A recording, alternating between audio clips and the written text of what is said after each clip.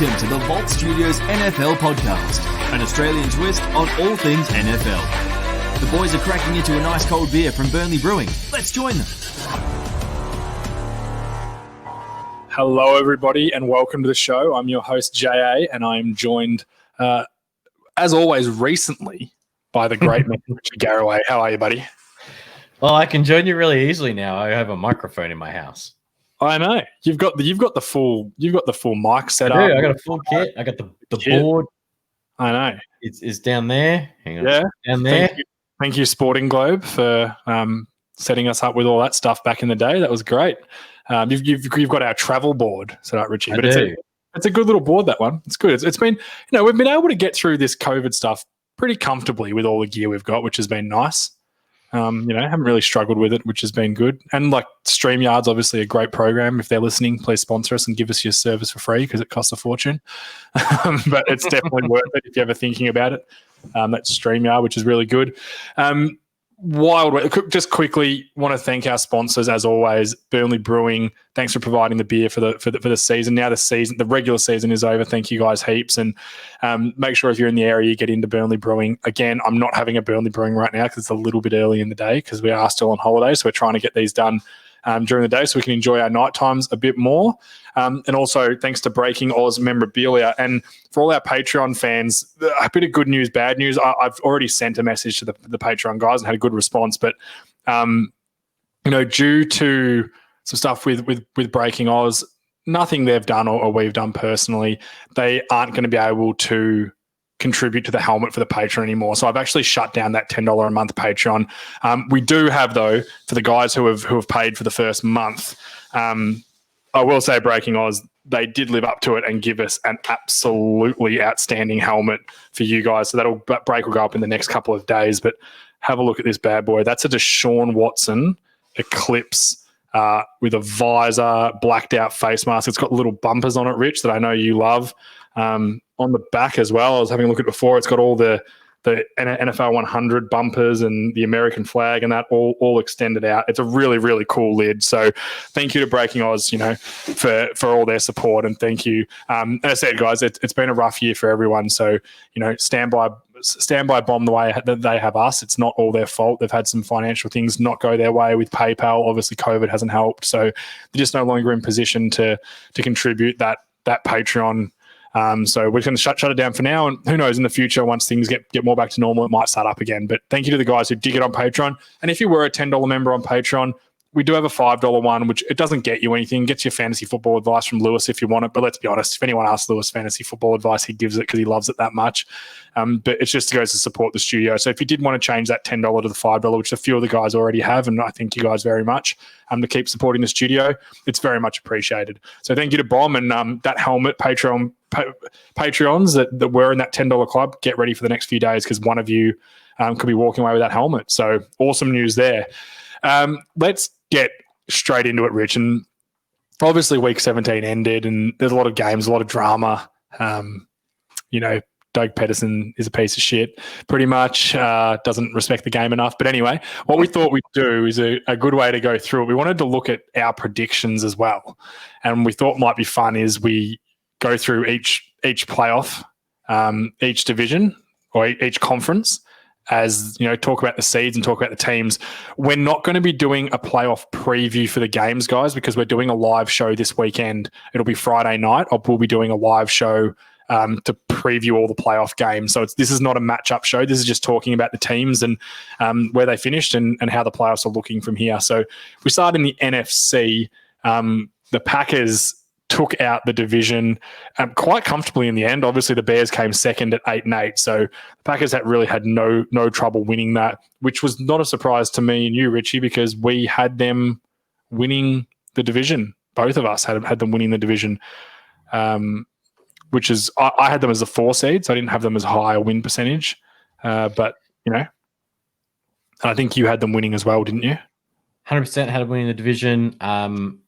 I had the Vikings actually tied with them and had them going through on a tiebreaker, which didn't turn out well. Probably the one we had the most wrong here. I don't know about you. I had the Bears last. So I had the Bears at a 6-10 record and had them dead last in the division. I did think it would be a competitive division I put the Lions 8 now. I don't know what I was thinking there.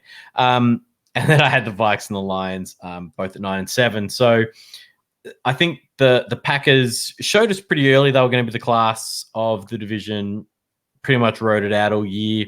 Like everyone in the NFL, they've had their blips. It's really hard to win all your games in the NFL. But the Packers are now the number 1 seed, and they're going to have the week off.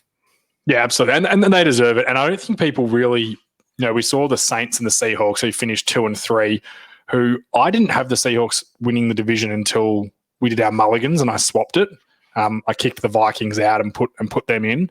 And the Saints we both had winning the I think I had the Buccaneers and the Saints as the wild card. I think you had the same. Too. Yep. So me too. Both of them are in. It was only a 1 game separating them. So you got the Saints and the Seahawks. We saw them desperately trying to win their Week 17 games, just hoping that the Bears could knock off the Packers, because one thing, teams don't want to travel to Lambeau because it's very cold and you've got to get used to it in the playoffs, especially a guy like Drew Brees. Like, it's going to be really difficult for him if he has to go into Lambeau and try and win, other than playing under his nice dome in New Orleans. So the Packers winning that 13 wins in the NFL is outstanding. It really is. So absolutely. They were the cream of the crop this year. We'll talk awards later, but I think we're both going to predict that someone from Green Bay probably gets that MVP award too, with how sensational he was. But it was good. What I guess their plan to draft Love and AJ Dillon and the tight end in the 3rd round and piss off everyone actually worked. Although it didn't help them on the field, it worked in the mind that Aaron Rodgers came in 100% FU mode and has put together one of the best seasons of his career so far. It's a guy who's already won a Super Bowl and MVP, so to say it's his best year is pretty impressive. So we got the Saints as the 2 seed. Again, we said we both had the Buccaneers winning the division, and the Saints getting the wild card. We'll talk Bucks quickly now as well. The Bucks are the 5 seed. They went 11 and 5, and the Saints went 12 and 4. So really, what killed the Bucks was getting swept by the Saints in the end. 100%. That's what cost them the division. If they split that, they're at 12 and 4 and 12 and 4, and then it just comes down to like division tiebreaker. Games. Yeah. So it's anyone. So there wasn't much separating them this season. They were both very good teams. I feel sad for the Bucks that they're a wild card if they weren't the 5 seed and weren't going into Washington to kick the living crap out of them. But I think this division played out pretty much similar to what we thought. Again, the teams were flipped, but I think when we did our predictions, we both kind of said this could flip either way because they're both very quality teams, Absolutely. And I think I had the Falcons at 8 and 8 and the Panthers with about 4 wins, I think. It kind of washed out as we expected. I don't think anybody would have had anything too different to us. Most people probably might have had the Saints winning that division. And the odd people probably had Atlanta being a little better than they were. But we know what a mess they were this year, obviously firing the coach super early in the season. They've got a lot of decisions that they need to make because they're in a super competitive division. They're like the NFC West or the AFC North. You're in a competitive division, so you got to get it right. They've got to get this hire right. For the new coach, obviously then the coordinators put around it, and then then they have to decide what they want to do with Matt Ryan. Are they going to roll, or are they going to get him out of there and restart? You have to. Surely you got to roll with him. I think you probably do. This is a guy who's been to a Super Bowl. He's MVP. He's now something like 6 all-time in career passing yards. Yeah. He was the fastest player to 50,000 yards or whatever it was during this season. He's a quality footballer. And he's great. He's excellent. He's bad, can be pretty bad too. He's going to be haunted by a couple of poor decisions around when he takes sacks and not to throw it away and a couple of other things like that. But he's not perfect. All in all, he's always, when he's in the league, he's going to be a top 15 guy, probably top 10. So if anyone gave you the option back then, if you'd said to Atlanta back then when they took Matt Ryan, this is what he's going to be, they would have taken it 50,000 times over. Any team would have. Every club would. Yeah, I agree. I'll settle for that. 100%. Matt Ryan is what every number 1 overall players, probably not their flaw. That's probably a bit harsh on Matt Ryan. But if Matt Ryan's like the worst case scenario for a first overall pick, you're going to be very happy because I tell you, there's a lot worse than Matt Ryan that have come with that number 1 pick. Absolutely. And I actually think it's a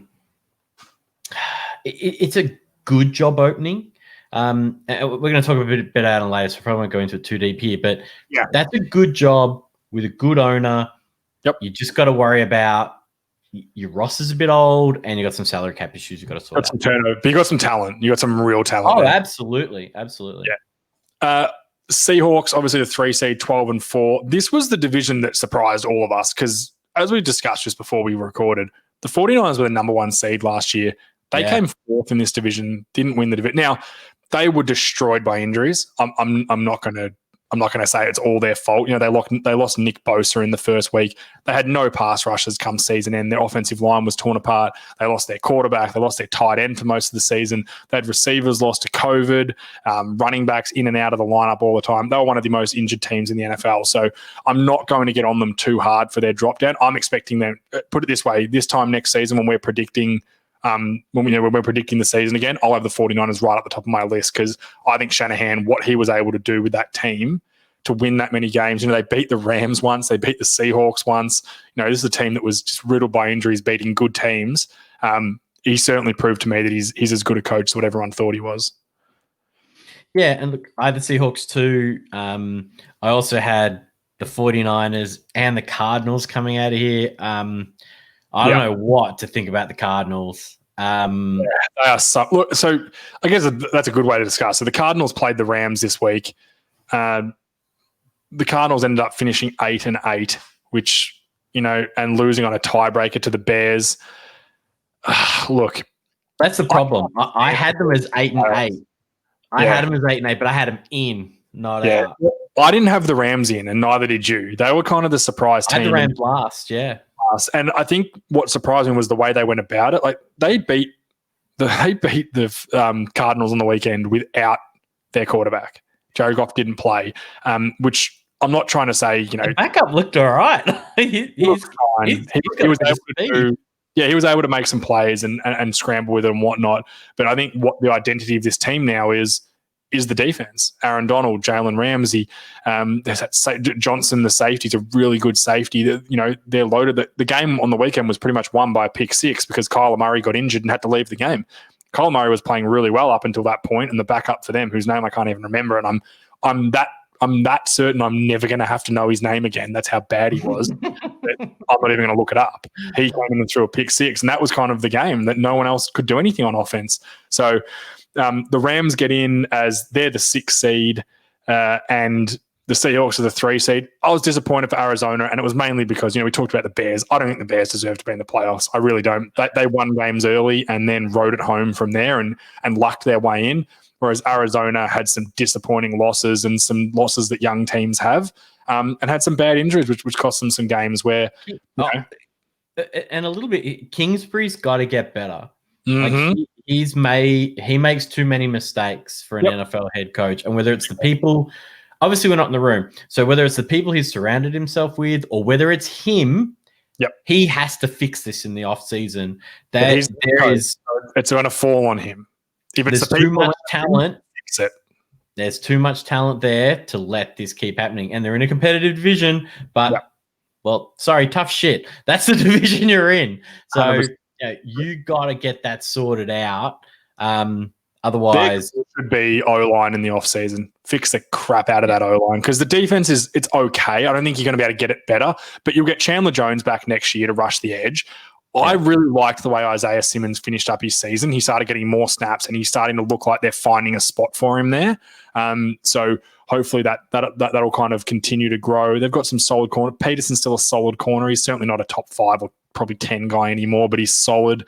Get some young guys around him. I think they're going to be an okay defense if that offense can be what we thought it was going to be this year, which, let's be honest, I'll say one massive positive for the Cardinals was their trade for DeAndre Hopkins. It absolutely 150,000% paid off for them. A second-round pick and DJ, is it DJ Johnson? I can't remember his name anymore. David Johnson. They traded away and got DeAndre Hopkins, who turned out to be one of the best receivers in the league. So absolutely win. I like the way they're trending. Let's not forget that 2 years ago they had the number 1 overall pick. So they've gone, to 4 wins last year, 8 wins this year. The improvement needs to happen next year for Cliff Kingsbury's sake, and I hope he can iron out a few things. But Cardinals fans, you're trending the right way, and you've got the right talent around you. So I'm pretty happy with that. Let's now discuss the 4 seed, which is the Washington football team, and the NFC East. So the Giants got the win over the Cowboys. I just want to quickly talk about that game, Richie, and everyone knows I wanted the Cowboys to win. I wanted them in the playoffs because I'm someone. I wanted to play you guys. Would have been fun. I'm someone who roots for my team, not against my team. I always will. But as soon as they lost, I kind of felt relieved. In the same point, I was like, I don't have to go through next week wondering like, the Bucs going to kick the crap out of us? You know what I mean? Like, I was just like, I was kind of relieved it was over because no team in that division really deserves to get in. But that game against the Giants, I've said all year, or not all year, but the second half of the year that the coaching staff at the Cowboys are not up to it and not good enough. And this game only proved it further. They scored a touchdown and they had an opportunity to either kick an extra point and go down by 4 or go for 2 and either go down by 3 or 5. The difference between 4 and 5 points is mute. It's still a touchdown. So they didn't go for 2. And then so they make it a 4-point game. Awesome. Great decision. And then later in the game, on 3rd and forever, they threw a pass. Daniel Jones threw a pass that was clearly dropped. Everyone could see it, but it was a 15-yard gain on 3rd down, which led to a 50-yard field goal. And McCarthy doesn't challenge it, which gives them the field goal. They kicked the field goal to go up 5 points or whatever it was, which meant the Cowboys had to score a touchdown. And then the game ends with Andy Dalton throwing a Hail Mary touch, like just throwing it up for a chance, with Chase Young all over him, who we'll talk Chase Young later, but with Chase Young all over him. With Leonard Williams all over him from the Giants, who's turned into a good player, when they could have easily kicked a field goal, and potentially if he'd got the 2-point conversion, they'd be kicking a field goal to win. So I just think Mike McCarthy, we knew he was a crap coach at Green Bay at the end. We've discussed this many a times. I know they won't fire him because the Cowboys were one of the most injured teams in the league, similar to the 49ers. And, here I am giving credit to the 49ers for what they were able to do, but not the Cowboys who won the same games. But my thought is that they need to use this as an opportunity to get a young guy in and try and get someone who can coach Dak and the talent they've got there. But they won't do it. They'll continue down this merry way. And in my opinion, Jason Garrett is probably no worse than Mike McCarthy. Maybe their schemes are a bit better. I think McCarthy's better at scheming and offense. That's about the only thing that's better. But it also could be the talent. I saw a funny meme that had a picture of McCarthy in his Giants gear saying keeping the Cowboys out of the playoffs since 2000 and whatever, which did make me laugh. I'm not going to disagree with anything you've said there. I agree with you. I rang you up in hysterical laughter when you hired McCarthy in the first place, to the point where you hung up on me because I couldn't get a word out because I was still laughing because I knew how you'd react. And as much as I love you, that it was just too good. I loved it, every bit of it. It's been an awful ride. And we both had them. I had them the number 1 seed, and you had them in the Super Bowl this year. Now, I think you'll find I had them winning the Super Bowl. Now, if the Cowboys weren't injured, I think one thing everyone in the world can agree on is that they would have absolutely run away with this division. Absolutely. Yeah. I think even if Prescott didn't get injured in week 6, they would have won this division comfortably because they would have won 4 extra games down the stretch. 100%. Prescott was enough. Let's not forget, Andy Dalton missed games. He got hurt too. You used 4 quarterbacks off the top of my head this year. So even if Andy Dalton was fit for the whole year, I think you probably would have snagged another win or 2, and that would have been enough because the East was so bad this year. So I have no doubt, even with just Dak Prescott for the whole year, you would have made it easy because they couldn't have just loaded up on Zeke, who had an under par year. He showed a couple of glimpses of what we know he can do. Oh, of course. Yeah. But still. So they lost 3 All-Pros on their O-line this year, the Cowboys. Travis Frederick, remember, retired at the start of the season. They lost Travis Frederick, Zach Martin, and Tyron Smith. And then they also lost Lyle Collins, who I actually think was probably their best lineman going into the season, or their best. He was better than Tyron Smith last year. So when you're decimated like that, it makes it really hard to run the ball. But I said, you watch Zeke the last couple of weeks, he was pretty good. He made some really good plays. It's hard when 2 weeks ago he had his best game of the year. Exactly. And it's really hard when everyone knows you can't throw the ball consistently and you have to try and run with an offensive line that's all like there was 2 tackles starting at the end of the season that weren't even on the Cowboys roster. They were expected to be practice squad guys. Now, one of them, the left tackle, I think it's O'Neal, ended up being really quite a good player, and I think he'll end up being a swing tackle for them. So they've probably found a guy there, but the rest of them, they're not up to the NFL standard. And I know Cowboys weren't the only team that had this, but we seem to give everyone else the credit and not them. But I tell you, for so many, if you had a different, if we had Pete Carroll this year, the Cowboys probably win 3 extra games just on having better coaching. That's my opinion. The coaches cost them 2 or 3 games. First Washington game where they went for it on 4th down and 10 with a fake punt when they were down by 3 points, and then gave the Washington a touchdown, and all of a sudden it was 37-10. So you can't do that in the NFL. This is the NFL. You can't give teams points unless you have to at the end of the game and you're trying to win. Then go for it. But yeah, it was a hard season. Let's talk Washington. Washington then needed to win the game against the Eagles to get into the playoffs.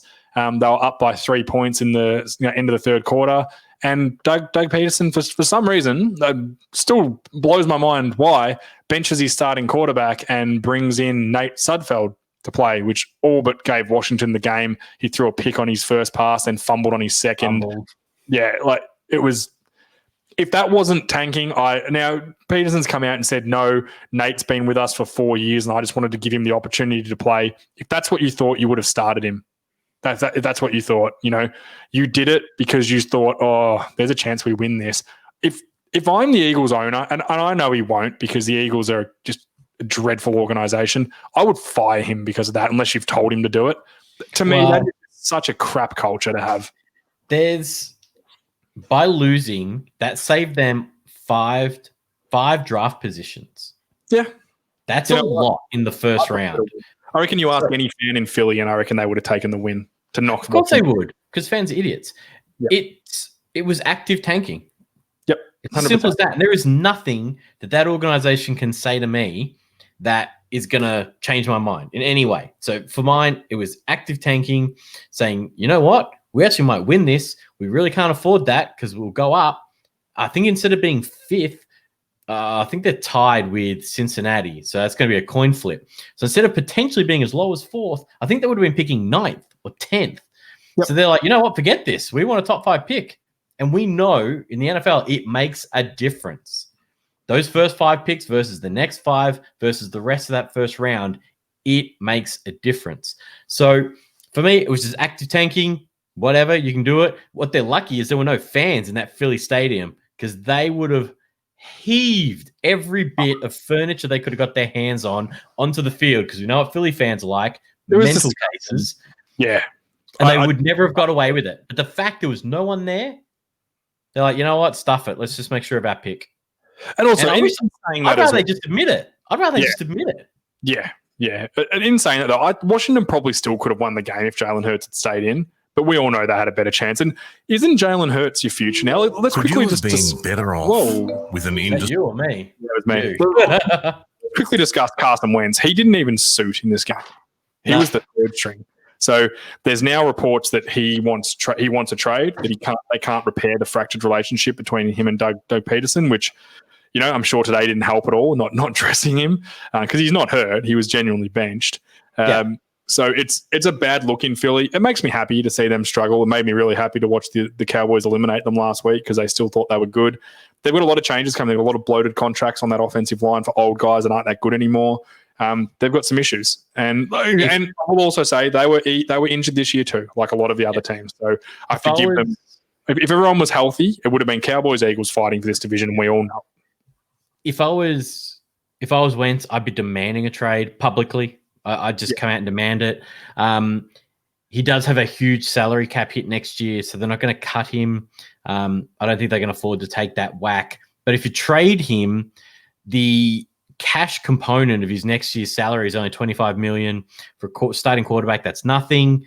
And all the talk is that the Colts would consider doing this, getting back with Reich and say goodbye to the Phillip Rivers experiment. Sure, it got you in the playoffs, but it's not the future. He's as old as me. Yep. So, they're the obvious choice, but there could be other options out there. I don't know if I'd want to do it, but if I was Wentz, I'm saying, get me the hell out of here. You have no confidence in me. I'm done with you. get me out of here. Because as much as they can get out from under his contract at the end of next year, the Eagles can't cut him this year. The whack's too big. They've got to trade him. They can't do it. They have to find a trade partner, or he's going to be back there. Colts. They've got the Colts. If I'm the Colts, I am throwing, and we'll see how the playoffs go for the Colts because they're in. But if I'm the Colts, if I'm Frank Reich, again, we don't know how Frank Reich feels about Carson Wentz, though, do we? No, he might be sitting there going, "I don't want Carson Wentz. I didn't think he was that good. It was my system that made him good." You know, so it'll be interesting. It's going to be an interesting offseason for the Eagles and what they do with Wentz. Quite frankly, I think he's in trouble next year if they're not successful. He has the hottest seat going into next year because obviously the guys who had the hottest seats have all been fired. Yeah. The one thing, if you are the Eagles, I would just call the Colts and say, give me a 5th, 6th, 7th rounder. Give me something to get him out of here. Yep. It's not the NBA. The money doesn't have to match. Just get him off your books. Yep, 100%. That's what I'd be trying to do. Just get rid of that distraction. Roll with Jalen Hurts next year and see what happens. Yep, start again. Jalen Hurts has showed enough to think he could be good. I'll admit that. I don't think I'm not excited about him, but he showed enough to think that if he gets a season of development without COVID where he can actually train in that, he could be good. He could be a good player. Just a quick recap of the NFC. Yeah, just quickly, Washington, though. Their season, 8-8, they win the division. I'm kind of happy for them. You know, Ron Rivera had cancer in the offseason. They had to change their name. They were the laughing stock. They kind of still are. If anyone who won a division was a laughing stock, it's them. But I'm kind of happy for him. You know, I'm happy for Ron Rivera. He's a good dude. He's turned that culture was terrible there. Watching them play, and a guy we'll talk about later with the awards, but they've got some guys on that team now where you look and go, yeah, they want to play football. And I've never seen that for Washington for a while. So that's good to see. And Alex Smith as well, who we'll talk later. But yeah, awesome to see him play. It's a good story, Washington. They're going to get drummed next week, but it's a good story. Hope so. We'll just recap. Packers 1, Saints 2, Seahawks 3, Washington 4, Buccaneers 5, Rams 6, and the Bears were 7. That would mean that the Bears will travel to New Orleans next week. The Rams will travel to Seahawks, which is actually a really fun matchup, which we'll discuss.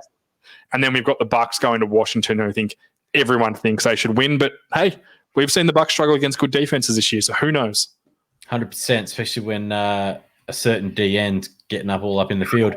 Interesting thing, we always talk about every year, 3 in, 3 out in both divisions. Obviously, we're now up to 7, so it'll be interesting to see how that washes out. But last year, the teams that were in that are now out, the number 1 49ers, number 1 seed, obviously didn't make it this year.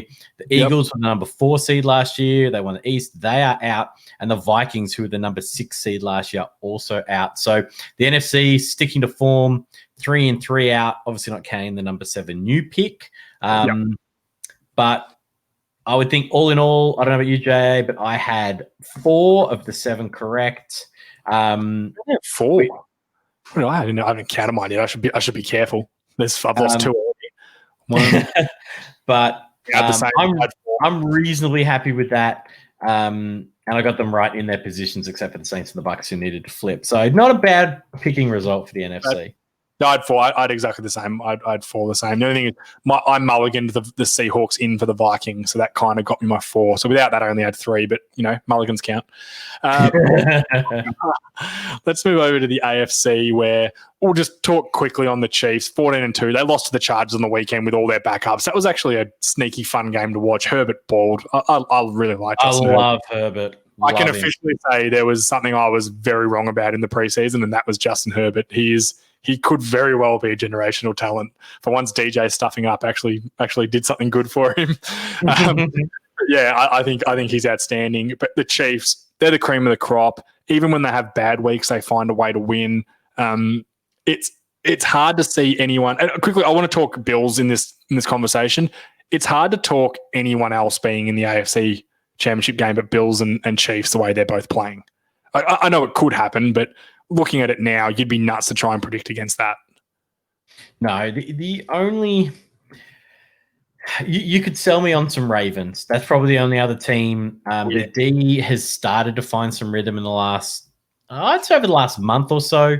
They're really starting to improve. Yeah, so I think that's the one other team you could throw in there. The rest, I don't love any of it. 7 teams with 11 or more wins. Maybe crazy. So I will say the 7 seed in the NFC, I could have left it this year without. I could not have the Bears. I could give the Saints a week off and not have them play the Bears, to be honest, because I don't care. But in the AFC, I'm glad there were 7 this year because let's be honest, the Dolphins were kind of a chance to be the team, and it's probably a good when we're talking Bills. So the Dolphins played the Bills on the weekend and lost 51 to whatever it was. It was a bloodbath. The Dolphins finished the season as the number 1 scoring defense in the league. So they were number 1 defense for points allowed. They're the only number one points allowed team in the history of the NFL to have 50 points scored at some point in the game. 50 points is not a small number. That is a lot of touchdowns. It's called a 50 burger for a reason. It doesn't happen very often. Keep in mind that the Bills starters only played the first half. The Dolphins just completely grabbed their ankles and let the Bills do whatever they wanted to them. It was embarrassing because it wasn't a flaw. It's not what Flores has shown this year with that team. Quick question before we move on from the Dolphins for you, Rich. They've got the 3 pick. They've got the 3rd overall pick this year because of the Texans, which is just delightful. So thinking that the Jacksonville Jaguars are going to take Lawrence number 1, I think that's pretty safe to predict. Maybe the Jets go quarterback. I don't think they should, but they might. They very well might, depending on who the new coaching staff is there. But you've got Fields, and then who's the other quarterback they all love? Just Fields at Ohio State and the kid at Duke or something? BYU. It'll come to me. If you're the Dolphins, right, you've got a chance to take maybe Pennell, the big left tackle from Oregon, one of the wide receivers from Alabama. Just name your pick. Just close your eyes and take one of them. They're both going to be pretty good, I imagine. That's Waddle or Devin. Was it Devin Smith is the first wide receiver since the 90s to win the Heisman? Was that right? I got that right, didn't I? From Alabama? The Heisman hasn't been decided yet, has it? Why? When I was watching them play on the weekend. Sorry, he's the first to be the favourite. That hasn't happened yet. My mistake. Okay. That's what I thought I was going to say. Devonta Smith is the first wide receiver to be nominated in the 90s. All the talk is he'll win it. He is the front runner. Yeah, is Mac Jones on a wide receiver as well? I believe he is. No, he's the quarterback. Crimson Tide quarterback. There we go. This is showing my college knowledge, you can see. Never quiz me on college. Trevor Lawrence is the other finalist. So if you're the Dolphins, right, from what you've seen of Tua, which, let's be honest, if Fitzmagic was allowed to play in this game without COVID, he would have played on the weekend very quickly because Tua was dreadful. Would you started another quarterback? Do the Josh Rosen? Do you think, or do you give him a talented player to go with it and just give him one more year, rely on your defense and see what you've got? Remember, they've won 10 games this year. I know. Cardinals won not one. With him, not with Tua. So. No, but the Cardinals, everyone compares it to the Cardinals and Rosen.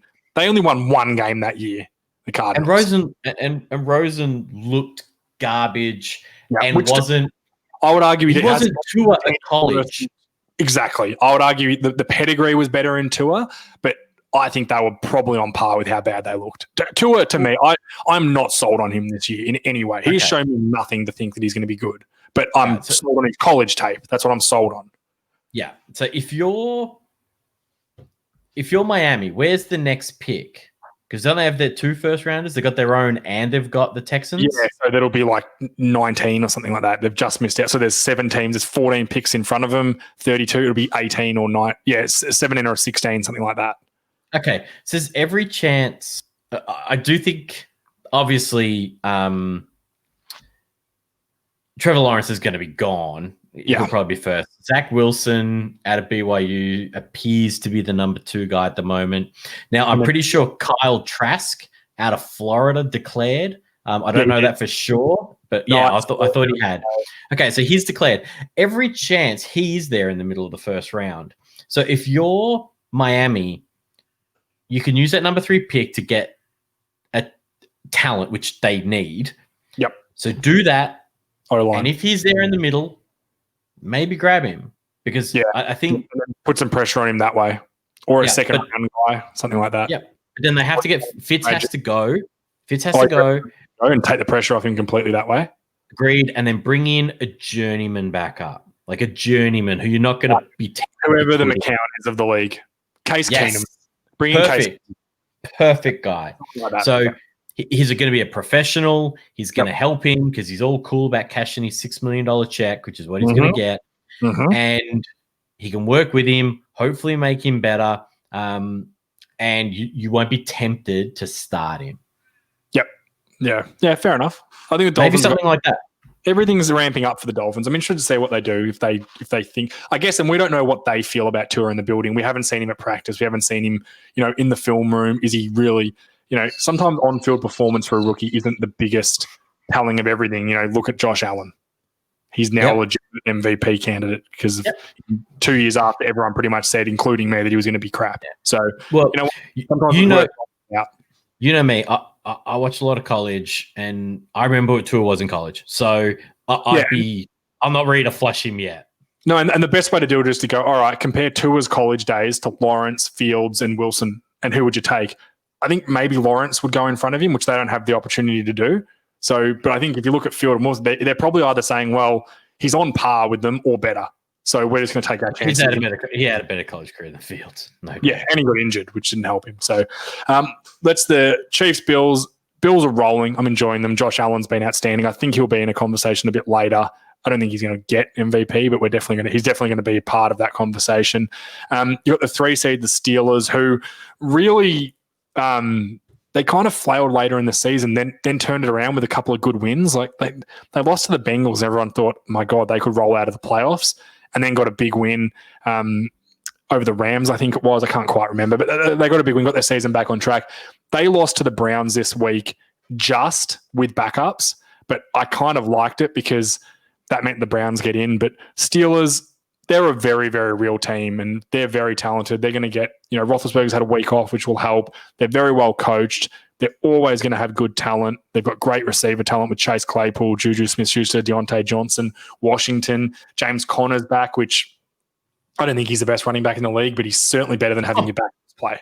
So he's certainly their best running back. So I think that Steelers are I still think I've got 3 teams that I think are the contenders in the AFC, and that's Chiefs, Bills, and Ravens. I think they're a step above everyone else. Chiefs maybe one step up from those guys, and then the rest are kind of maybes for me. But the Steelers, there's no reason to think they can't get it done. TJ Watt's dominating on defense, and I think we'll talk about him later as well. But what do you feel about Steelers? Do you think they're a chance? Well, I mean, they were my darling. That was the one where I was out on a limb versus the rest of you guys. And it came through for me. They had a really good year. Yep. But that being said, in the last month, they felt really old. And then they kind of pulled it together again. I don't really count the loss on the weekend either. Yep. Browns really needed it. And Pittsburgh didn't. It really was as simple as that. I was kind of hoping Miles might have had a bit of a swing, but he had bigger things to worry about this year. Apparently they broed it out in the tunnel after the game, which I'm glad to hear. It was on the field. Rudolph went straight up to him and just shook his hand. I think Garrett was just like, I think you got to remember, Richie, we played sport a lot. Sometimes you get in these beefs with guys that you don't even really know what happens. And then you you don't know them. You're not friends with them. And you might get in like a state team with them and they might play the same position as you and you start hanging out with them and you're like, I actually really like this guy. He's actually a cool dude. Like, why did we not like each other? It's like, I don't know. And you work out that you're just the same people. And I think you've got to remember, like, it's a heated battle. That moment was pretty bad for both of them. Whether Rudolph said that or not, I tend to think he didn't. But whether he did or not, I don't know. I only know what Myles Garrett heard and what he said. And it was cool to see them just go, you know what? Let's just end this now so the media stop talking about it. And they did. They shook hands. And whether they meant it or not, I don't care because, they walked away. And I think it was a good message for, young kids and that to see as well, that just get over that stuff. Don't drag stuff on. Yeah. It was here on the aftermath with now the third head coach. Bloody NFL.com. I hate it. I hate auto videos. Yeah, it's the worst. Steelers, though. 3 seed. Everyone probably had him as the 1 seed midway through the season, but Tomlin's done a good job. They just keep finding ways to win, keep finding class wide receivers. I feel like every year there's a new classy wide receiver for the Steelers that pops up. I like what they're doing. And although, let's quickly talk Browns. First time since 2002, they've been in the playoffs. I was in year 8 when they made the playoffs. I was 13. So it's been a long time. They're like, there's people that haven't seen them win a game since something like 94, win a playoff game since 94. So they were, they went 0-16 3 years ago, I think it was. They hired Kitchens, which didn't work out. It was dreadful. Everyone thought this is going to be the worst. Baker's a bust. And then this season, they come in with Stefanski, who not only is he proven to be a really good coach, but also he is a good-looking rooster of a man, very confident with himself, and I would be too if I looked like him. But he's got the most out of guys. And I had someone ask me the question today of what I think of Baker and how he's turned out so far. And I don't think he's turning out to what you obviously want your first overall pick to be. I think when you draft someone first overall, you're thinking Patrick Mahomes, Andrew Luck, Aaron Rodgers, Tom Brady, those sorts of guys. But we talked about Matt Ryan earlier, and I think you can see a guy like Baker have maybe not the numbers of Matt Ryan, because they're not set up that way as an offense, but be that sort of a player where he plays for them for 15 years. Maybe he bobs up 1 year and grabs an MVP and gets into a Super Bowl. Maybe he wins it. I think you can hedge your bets to him now and go, let's give this guy, end of next year, let's give him a long-term deal, because if we put talent around him and a good coaching staff around him and scheme for him stuff that he can do, he can make good decisions. And he's proved he's a lot more mature than what I thought he was. I'm overall, from the start of the season to now, I'm impressed with the way Baker Mayfield's developed. I'm impressed with the way the Browns have developed their roster and their team. Yeah, and I think Eric Berry is the most underrated GM going around. He has been so good putting that roster together with Stefanski. I'm just stoked for Browns fans in general. It's been a long wait. I really hope they win. I really hope they beat the Steelers, even though I picked the Steelers to go quite deep. They got every chance. Steelers. I heard a podcast today where someone was saying, now they've got to go to the Steelers. I'm sorry, but the Browns are 11-5. They're not the Bears scraping in at 8-8. They're not some scraping playoff team. There was a point this season where everyone was saying this might be one of the best teams in the NFL. Now, the AFC is loaded, and all these teams are 11-5, but they're a good football team. They are every chance to go in and beat the Steelers next week. Every single chance. And it will be a good game. I'm certain they will play a good game. So no doubt. I'm excited for that. And I'm excited for the Bears. I'm excited for not the Bears. I'm not excited for the Bears. I'm excited for the Bears. There's a lot of Browns fans that stuck with that team and chewed fat with them. And it's been tough. And you know what? I think people don't realize what sport does for people, but the Browns go in and win a playoff game next week. There will be Browns fans everywhere across the world that will be so happy. So happy how it will make so many people happy like it already has. So good on the Browns. And Stefanski's great. Do you want to quickly talk Ravens while we're here? Yeah, Ravens. I had them winning the division. Again, they were 1 win off. So this is how tight they were.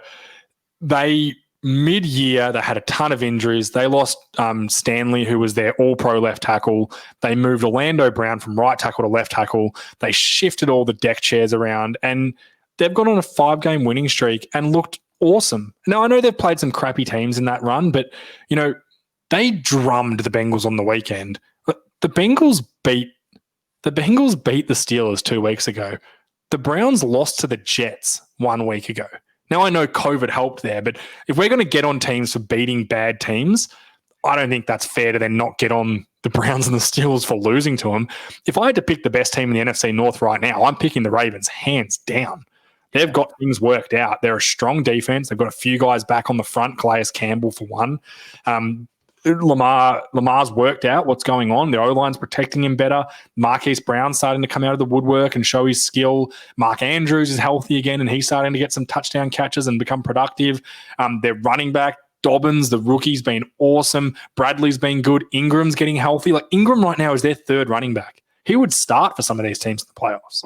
So they're a great team, and they're going to the Titans next week. if I'm the Titans, I'm not feeling good about that with the way my defense is. But turning the season around, becoming the 5 seed, 11 wins from where they were mid-year. I don't think people thought they'd just scrape in. I think we predicted a month ago, Richie, that they'd win out and roll home, and they did. And they did what everyone said this is what they need to do, and they did it. So we got to credit that, and I think they're outstanding. I think they're up there with the Bills and the Chiefs. As I said earlier, I think that defense has really started to find itself. Yep. And Lamar Jackson's looked a heap better in the last handful of weeks. So I think they're really dangerous. I think they're dangerous going into the playoffs now. Let's talk Titans Colts. Obviously, the Dolphins losing gave the Titans and Colts their playoff berths. The Colts took care of business against the Jaguars. They just drummed the living crap out of the Jaguars. They grounded it out. Jonathan Taylor getting hot at the right time, rookie running back. Again proving why would you pay running backs when there's so many guys in the draft. He was a second-round pick. There are so many guys in the draft you can just grab to come in and be productive for you. And I'm angling that at the Cowboys as well. You just don't need to pay running backs anymore. It's stupid. Running back value should plummet. And when you stop paying guys and don't get me wrong, guys like Zeke and McCaffrey and Alvin Kamara, and these guys are elite athletes and great, but they're not worth what you're paying them. The value is just not there anymore. It has to settle because paying running backs $15 million it's not right. It's stupid. Yeah. It's stupid management. Let them leave. And they weren't high. Most of those guys weren't high draft picks anyway. No. The only guy I would pay, I'm talking Titans, maybe Derrick Henry is worth it. Maybe How do you know? With all these touches over the last 2 years, he could break down next year. You're right. He's been pretty good though. I hope he has. He's been outstanding. He's been amazing. I heard a very interesting take on the Colts today. Everyone's saying, the Colts have just scraped in 11. They're 11-5. To me, that's not scraping in. So most seasons, 11-5 wins your division, and you're probably a 2 or a 3 seed most years. Some years. So the difference, you got to think the signing of Rivers was a good signing. Go back 2 years ago, Andrew Luck, who was poised to be one of the greatest quarterbacks of his time. He went through terrible injuries. Then they got him back, and it looked like, wow, Andrew Luck's back. The Colts are coming. Look out. Their O-line's strong. Their defense is good. They've got Frank Reich. He's the right guy. And then out of nowhere, Andrew Luck just pulls the floor out from under them and goes, sorry, guys, see ya. Have fun. Franchise quarterback's gone. From there, last year they just missed out on the playoffs. I think they were 9-7 or something like that. They weren't a bad team. To then bring in Phillip Rivers, bring in Jonathan Taylor, the O-line, the defense, everything keep improving and be an 11-5 playoff team. I think you've got to look at the Colts organization and go, they're doing things very, very right, because they've had some things not go their way the last couple of years through no fault of their own, and they've turned it around. And this is one where I'm glad there's a 7 seed, because if the Colts had missed out on 11-5, I would have been shattered for them if they'd missed out. Yeah, and the Colts, I think about Luck. I think he's only 31 years old. It's ridiculous. Aaron Rodgers is 37. He just threw 45 touchdowns. These guys are playing sorry, I should have used it. Tom Brady is 43. And he just threw 4 touchdowns. Yeah, but he's a freak. Andrew Luck could have 10 years left in the NFL. That's what I mean. Yeah. 30 is the new 20 for you're a quarterback. Yeah, it really is crazy. It's funny. And then we'll talk Titans as well. Again, a team like Titans, I like the Vrabel signing. I don't love Vrabel as his personality. I think he comes across a bit gruff. He's a bit of the Belichick's about him. He thinks he's the Bill Belichick a little bit. But Brian Flores is kind of similar too. So I think it's just the way you're brought up in the coaching system. That's the way you are. But he's certainly a good coach. He certainly turned the Titans around. Again, Derrick Henry, 2,000 yards. I feel like that should be the first thing mentioned when you talk Titans. But it's probably not, because for me, what stands out is Ryan Tannehill, a guy who they took, me including, thought he was on the scrap heap of his career. They've pulled him in, and he's been an all-pro. He's played at a Pro Bowl, all-pro level the last 2 years with a great running game around him. Everyone thought the future was Marcus Mariota 2 years ago in Tennessee, but it's not. Their O-line's great. They've had injuries this year, but they've got good players. My big concern with the Titans, and this is why if I'm the Titans, I've got the Ravens coming in, is you can't rush the passer. And if you let someone like Lamar Jackson sit back without a pass rush, he'll either burn you with the throw or he'll wait 5 seconds and go, yep, there's my running lane. See you for 30. and he'll take it. So but on the flip side, their offense is as unstoppable as anyone in the league, and that's largely thanks to Derrick Henry. But then, AJ Brown at wide receiver seems to make big plays every week. Corey Davis, who people were writing off at the start of last year, was just short of 1,000-yard season. But, I've watched a lot of Titans games this year. He looks every bit a number one receiver, Corey Davis. He looks fantastic. So they've found a way to improve their roster, and they've won the division, which, I know they only won it on a tie, but what happens sometimes, if you win 11 games, you give yourself a good chance to win a division, and the Titans did that. And they're no chump. The Ravens shouldn't be walking into Tennessee going, we're going to win this easily. They should be walking going, this is going to be a battle. We're going to both teams are going to score here. So it's fun.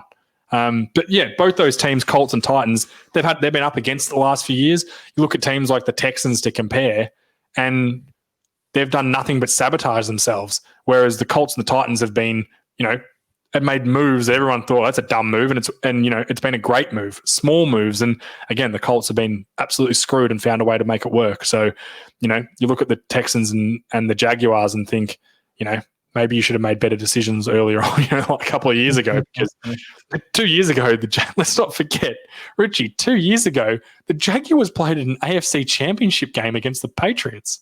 Yep. With Blake Bortles as their starting quarterback and Jalen Ramsey as their superstar defensive player who's now getting it done at the Rams. It's ridiculous. It changed that fast. I know. They have the number one pick. It's funny. It's harder to build it than it is to have it fall apart. Yeah. Texans made the playoffs 5 years in a row. Deshaun Watson's one of the best quarterbacks in the league, no doubt about it. He carries that team. They trade Hopkins away. JJ Watt's still a great defensive end. They had great players everywhere, but for some reason it's just not working and then Bill O'Brien goes in and trades everyone off thinking it's going to help them. It's not. It hasn't helped. Because they should have the third overall pick, but you know what? You gave that up for Laramie Tunsil, and then you wrapped it up. Who's a good tackle, but then you wrap that up by giving away getting a second for DeAndre Hopkins. You don't even get a first back for him. Tell you what, it looked nice if you had the Cardinals first this year. Pick 16 would look delicious to the Texans right now. Yeah. We've lost, but at least we got pick 16. At least we got something for Hopkins. They got nothing. They got David Johnson. Yeah, it's embarrassing. It's embarrassing, but as you can kind of see how it works. And, I guess that's a good segue talking Texans into Black Monday, which doesn't really happen on Monday anymore. Like Adam Gase was dismissed immediately after the game. They probably told him before by the sounds of it.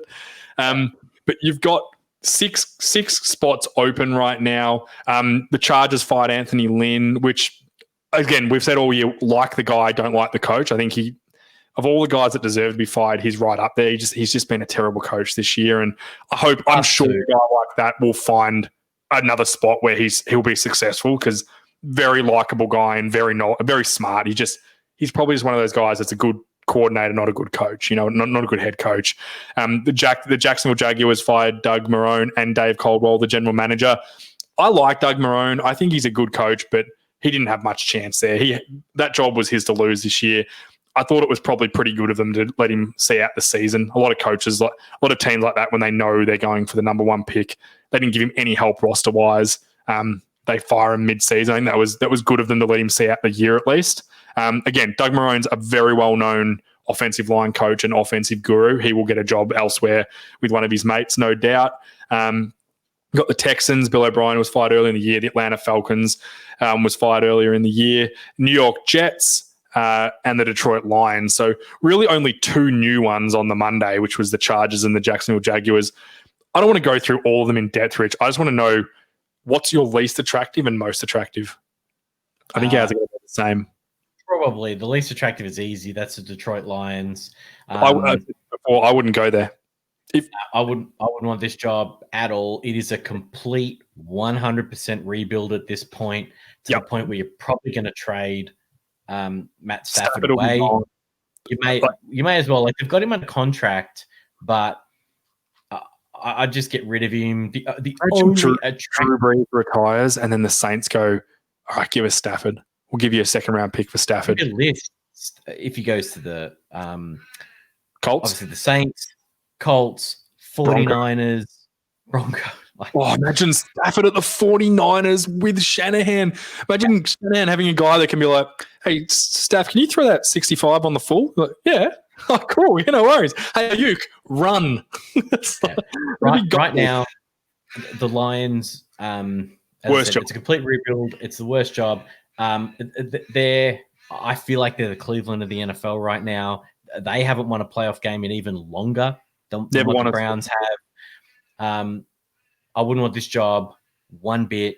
It's probably the least talented roster going around. The only thing going for you is the owners are usually pretty good. They stay out of your way. They are pretty loyal. They let you go for as long as you want, usually. That's really the one thing going for you. Yeah. And I got 3 years, and he was dreadful. Yep. So that's the only plus. There's not that much cap space to work with either. It's a terrible job. It's a full rebuild. Yeah. Flip side, best job without question is the LA Chargers.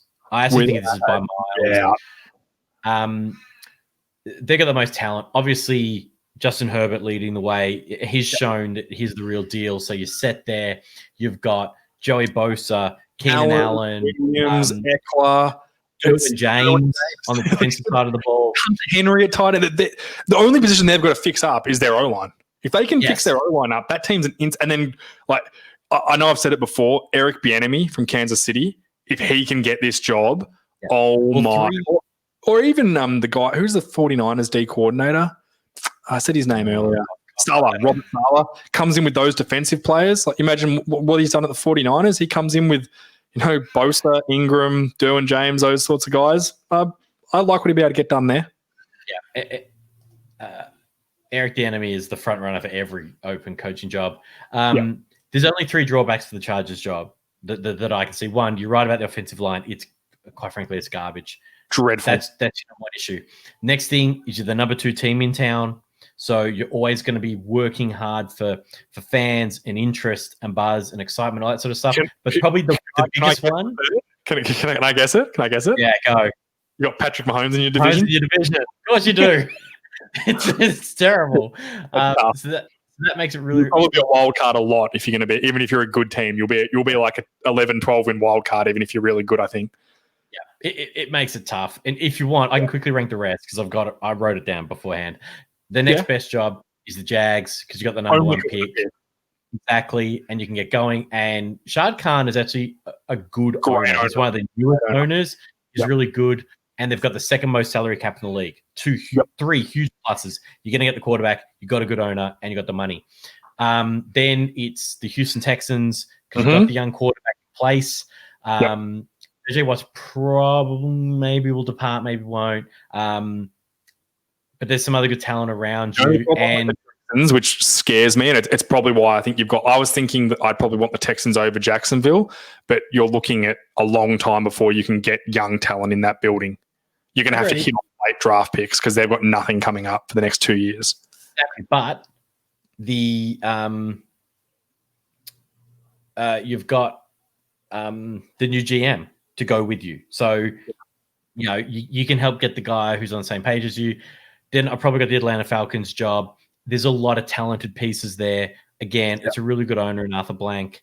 I know I pick on it all year as the most losery town in America, but there's players there. There's plenty of talent there. And you've got so their corner they took in the first round, I think AJ Terrell, he actually had a really good year. He looked like he's going to be a solid player. Like, corner's hard to play, especially in the NFL when you're a rookie. He looked good. Yeah. So I think that's not unattractive, that job. And you've got Matt Ryan. So if you want, you don't have to full rebuild. You can come in with a solid quarterback, good receivers. Like Julio Jones he was hurt this year, but he's a superstar still. And I've got a signed helmet for him up the top there. What's his name? The second wide receiver, Ridley. And Ridley's Ridley. Superstar. He was third in the league in receiving yards this year. He's great. So they've got a good job as well. Yep. The last, I got the Jets second last. They've got a couple of things. One, they're going to be able to get a quarterback if they want to get a new one, and they're going to have their pick after Lawrence. So that's fine. I wouldn't.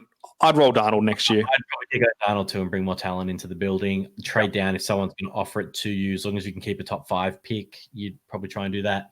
Yep. But they do have some talent there. Their general manager, whilst he had to move on, what's his name? Joe Douglas.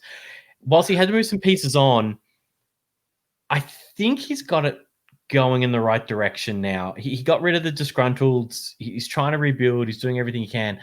The one mystery thing with the Jets, Woody Johnson, who basically supported Trump in his first or in his only presidential campaign, he was made the ambassador to the UK.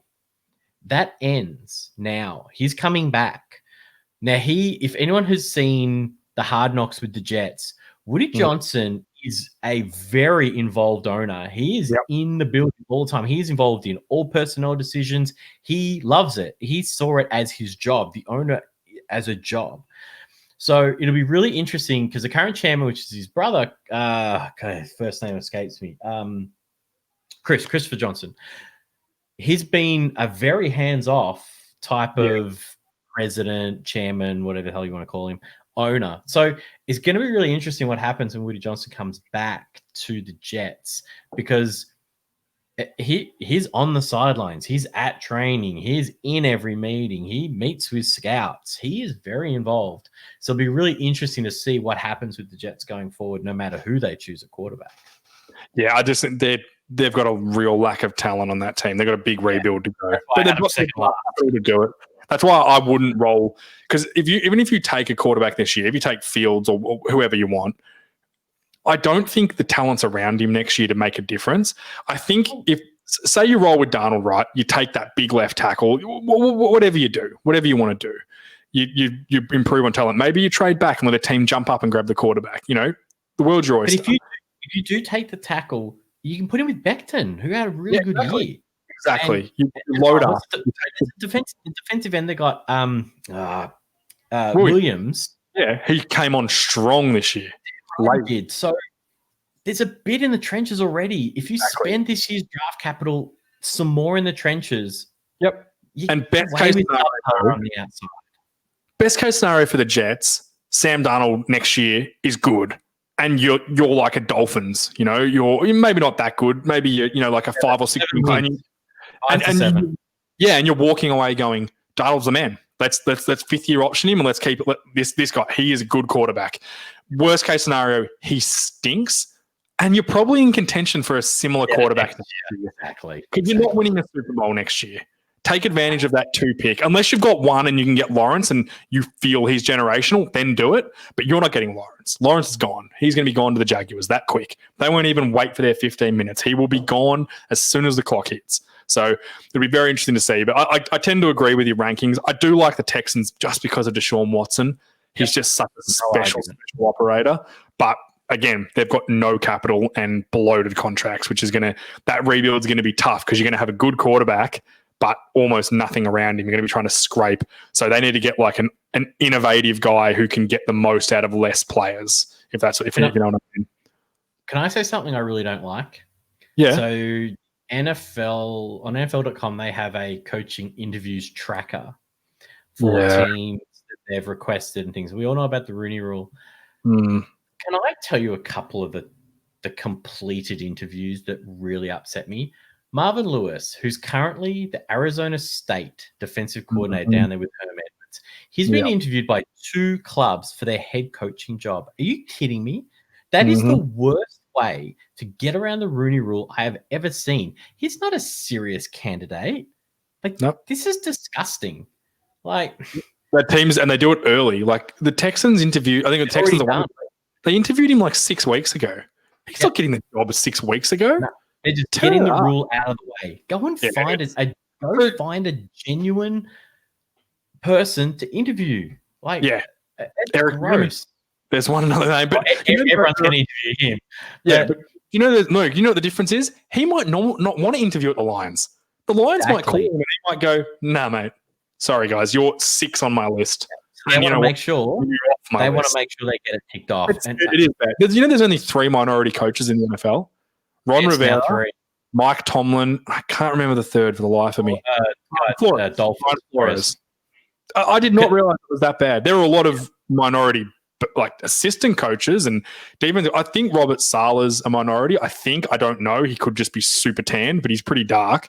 But there are coaches that are definitely deserving that are black, and they just don't get the opportunity. I don't get it. And I said, we don't live in America. I don't want to get into the race battle. I don't want any of that. But from the outside, from Australia, where we don't know what it's like over there looking in, I can tell you black coaches do not get the same opportunities that white coaches get. They do not. Yeah, and the one that I just say, if you're going to have this rule, just do it properly. Yeah. Well, they talked about doing it as well as giving draft compensation if you do more than one. But I think I hate that. Then it's going to fudge it even more. Yeah, you'd be doing Marvin Jones and Tony Dungy. You'd be calling Tony Dungy for a chat and going, yeah, this is an official interview, by the way, just to get it through, It's just, it's a crap look. It really is. And, interesting. Before, a lot of black coaches who get fired don't get second chances, whereas, Mike McCarthy, there's the prime example. Guys who don't deserve a second chance get it. A couple of interesting ones. The Jags and the Texans have both interviewed Louis Riddick, the Monday Night ESPN analyst for their GM job. I saw that. I like Riddick a lot. Me too. And another interesting one, Scott Pioli was interviewed by the Lions for their GM job, which I found a really interesting one.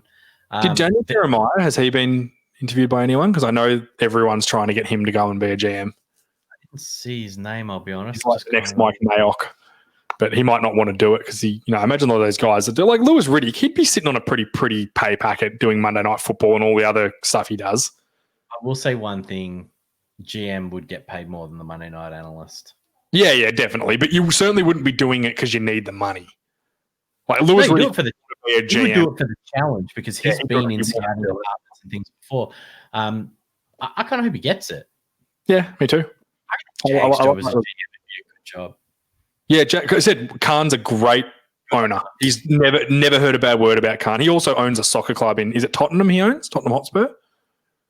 I think. It's whichever one they're playing the new games at the new stadium. Yeah, Tottenham. I'm certain it is. You're probably right. Yeah. Let's move on quickly because we're running quickly out of time. We're not running quickly out of time. We can go as long as we want, but we don't want to go too long. We want to quickly discuss our awards. Now that the season's over, discuss who we had start of the year, who we want to get now, and who we think. Yeah. Let's start Coach of the Year. I had Cliff Kingsbury as my selection. Bruce Arians. Who, funny or not, I think it should be Bruce Arians. I think Bruce Arians should be Coach of the Year. I think he's done an outstanding job. Like Tom Brady's a nice in, don't get me wrong, but he's also in his 40s and he's got him to throw 40 touchdowns. The Antonio Brown signing, it looked like it would be a terrible move. It isn't. It has been a great move, Antonio Brown. He's been squeaky clean, not one issue, not one off-field issue since he's been there, and his production on the field has got better and better every week. I think he's been great. Who's your guy you want to get it? Stefanski. Stefanski? Who do you think gets it? Because I think it's Stefanski. I think he will too. Yeah, me too. Defensive Rookie of the Year, sorry. I had Isaiah Simmons. He definitely won't get that. You had Chase Young, I believe. I'm not Chase Young. Further. I think I want it to be Chase Young. It will be Chase Young. That guy is terrifying.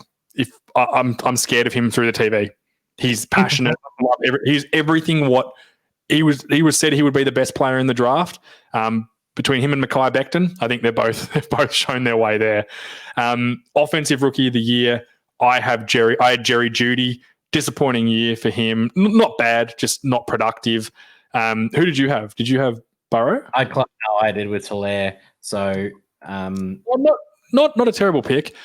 Who do you want it to be? Jefferson, and it should be.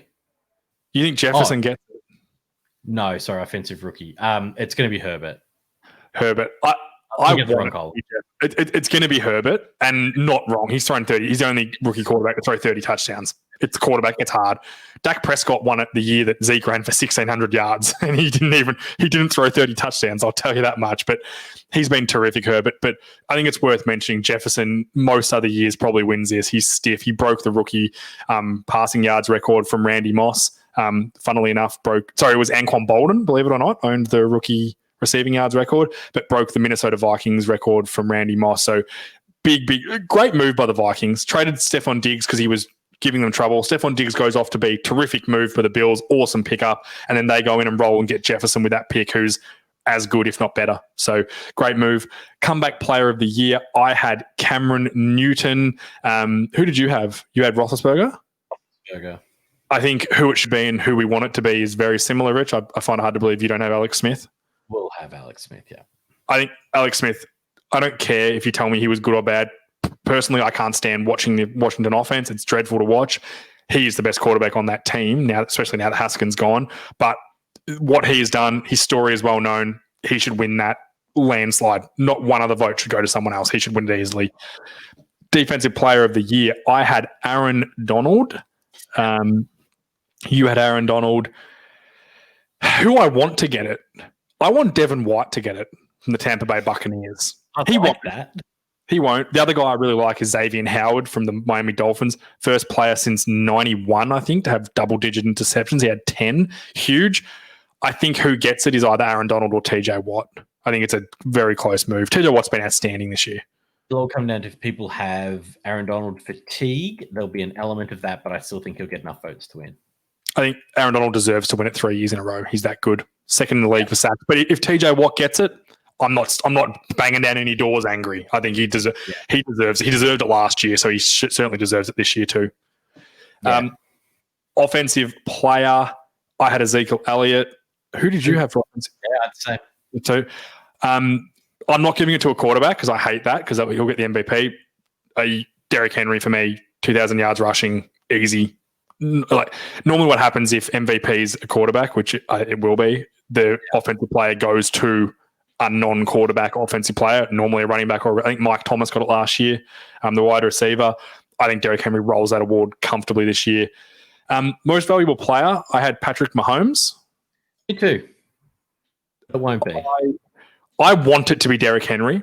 I'm not stupid. It won't be. Running backs don't win MVP unless he broke the rushing record and scored 30 touchdowns. He's not getting it.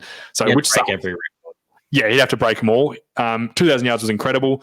I want it to be him. I think it's Aaron Rodgers. Most touchdowns in the league, only 5 interceptions, 13 wins. If it's Mahomes, I'm going to argue, but here's why it won't be. It's actually a pretty simple case. Mahomes had close to 70 more attempts. Yep. He threw less touchdowns. He threw more interceptions. He did have 500 more yards though, but again, more attempts. It doesn't matter because of the attempts. So it's going to come down to return on investment with touchdowns and pick and attempts. So Rodgers had 18 less completions than Mahomes with 70 less throws. That might sound gibberish to someone, but that's incredible numbers. In saying that, Patrick Mahomes 38 touchdowns and only 6 interceptions. Like if they give it to Mahomes, I'm not upset about it. I just think it should be Rodgers. If they give it to another one I want to mention is Josh Allen, 37 touchdowns, 10 interceptions. Doesn't have his rushing touchdowns, which I'll get. I think he had 7 or 8 of them too. The other thing is, if you want to use QBR or the old-fashioned ratings, Rodgers is still on top. So I think. In saying that, Josh Allen also had 8 rushing touchdowns and almost 500 rushing yards. Pretty handy. It's pretty good. Do you know Cam Newton had 12 rushing touchdowns this year? Yes, I actually did know that. I saw it on one of the programs this week. And I've got to say my point before about Devin White. I messaged you yesterday saying, did you know Devin White had 9 sacks this year? He's like 6th in the league in sacks from middle linebacker in a 3-4 scheme. That's just, I'm sorry, that's insane. Yeah, he's a bit of luck goes into that for sacks. Like sacks aren't always a tangible stat in my opinion because there are guys that get 12 of them with half the amount of pressure. Like Shaq Barrett's the prime example from the Bucks. Everyone said he had a down year. I think he still had 8 or 9 sacks, yet he led the league in pressures. So he had more pressures than TJ Watt, who had 16 of them. So it's not always it doesn't always reflect your play, but it's a good stat to reflect how effective a D lineman's been. I'll certainly admit that. But the awards have been great. Once the season ends, I'm going to do similar to what I did with our movie football team. I'm going to do for an all-pro team and awards voting with everyone in those groups, and basically create a Vault Studio awards and an all-pro team, video from that. So I'll be doing that once the season ends as something for a bit of content. But I certainly think most of the things we predicted will probably come true. What do you think is the most? What are you most? If you had to put your house on one award going to someone, who would it be? Comeback player of the year. Alex Smith? Yeah, it'd be that or Chase Young. Or defensive rookie of the year. Yeah, I don't see anyone else getting it over Chase Young. Man, that guy's an animal. But that's it. Thank you guys for tuning in. Richie, thank you for being here, mate. Appreciate it. As I said, live show. It'll either be Friday night or Saturday morning. I'm just trying to work out a good time for the US and stuff, but we'll be going live. It won't be a podcast. It'll be it'll be on Facebook, Twitter, and YouTube. So we'll be live on all three channels to preview all the playoff games. Little sneaky hint, it's going to include someone from the Fantasy Football Podcast, so making his NFL podcast debut. Richie, I'm not sure if you're around. You're not 100% sure yet, depending on the time, but you may be there. Someone will be on the show with me. I know one person will, and there might be a couple of others. So look forward to that, to preview all the playoff games. If your team's in the playoffs, congratulations. If your team's not, enjoy the off-season. NFL off-season is one of the funnest things to predict. You got free agency, all that sort of stuff. So look forward to it. And thanks to our sponsors, Breaking Oz, Memorabilia, and Burnley Brewing. We love you guys and appreciate your support as always. Richie, I will talk to you maybe later this week, if not next week. No problem. See you, mate.